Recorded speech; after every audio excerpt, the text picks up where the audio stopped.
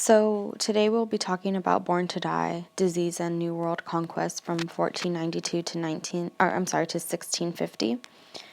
This book was written by Noble David Cook in 1998, and it is a series of new approaches to the Americas. So in this book, it kind of talks about the Old and New World beginnings and the voyage of Columbus.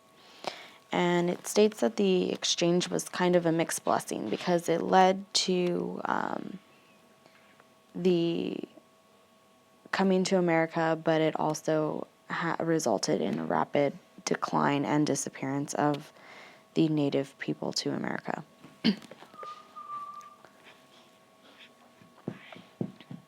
So we were supposed to read the intro to this Born to Die book. Let me just pull that up. So in this introduction, it kind of talks about how the New World kind of came about, how the Europeans came in and kind of wanted to enslave the Indians. I guess they didn't really technically want to when they first came, but because of the certain rituals and the culture that the American Indians, Native Americans had, it caused them to kind of judge them, and they made their reasoning was it was God's secret plan to foster a quicker spread of faith to these people and to punish them for the crimes that they presumed against nature. So like cannibalism, human sacrifice, sodomy, things like that.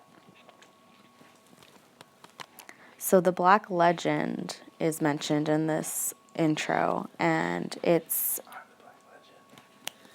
a Spanish evil.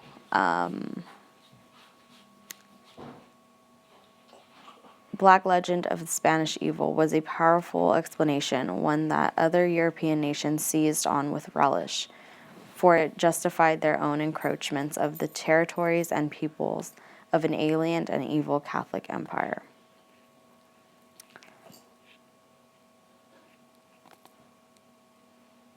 So in this intro, it talks about the Black Legend argues that not only were the Spanish sadistic murderers, but they were also notorious exploiters of human labor under conditions that were so dangerous that they led to the death of countless American Indians. They use the term Amerindians, I guess, to kind of create one word, American Indians.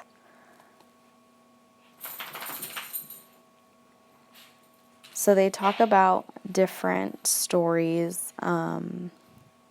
They talk about the two 12-year-old Indian boys that were carrying a parrot,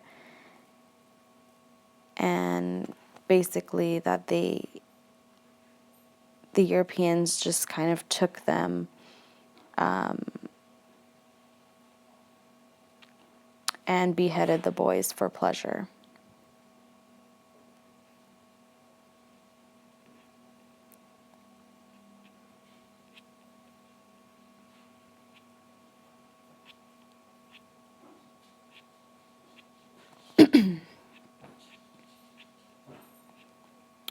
So Las Casas argued that the epidemic of God's way of punishing the Europeans who oppressed the Native Americans, they kind of said that God had permitted the disease and death to liberate these Native Americans and American Indians from their sufferings.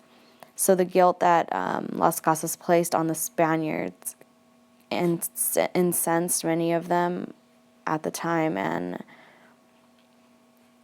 they admitted to vast population losses, 2/3 or even 7/8 in some districts of New Spain, but offered as the principal cause of successive epidemics that swept the land, especially because of smallpox and other diseases. So if Spanish were truly as barbarous and cruel as they say in different stories and literature. Then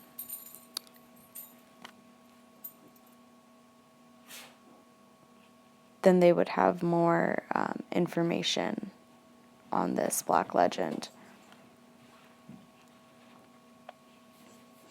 So obviously the Black legend story, the rhetoric of it has changed over centuries. It was accepted as a paradigm in the non-Hispanic European communities, and there were some peaks of Hispanophobia during the periods of these heightened nationalistic fervor. But many Anglo-Americans in the United States kind of adopted the anti-Spanish bias from their motherland and carried them to a peak of frenzy in the Spanish-American War of 1898. And now we've kind of had a reevaluation of the creation of the Black legend, and a reexamination has led us to realize that the elements of the Black legends can't fully be explained. It can't fully explain the decline of Indio-America.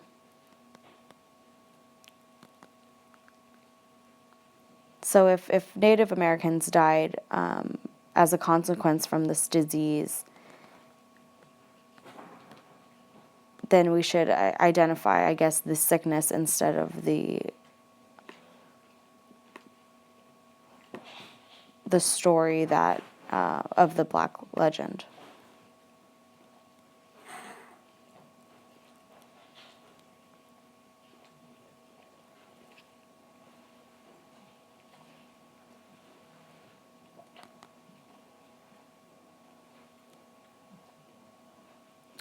So I guess Cook's sole thesis is, he states it here, my purpose is to bring together in a succinct volume what is currently known of epidemic disease, especially as it relates to the conquest of Native America.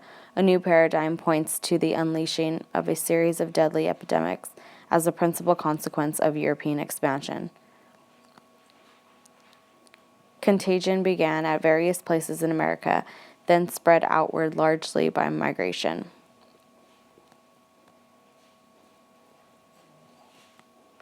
So, of course, there's going to be controversy about the nature and the course of the colonial outbreaks of this disease.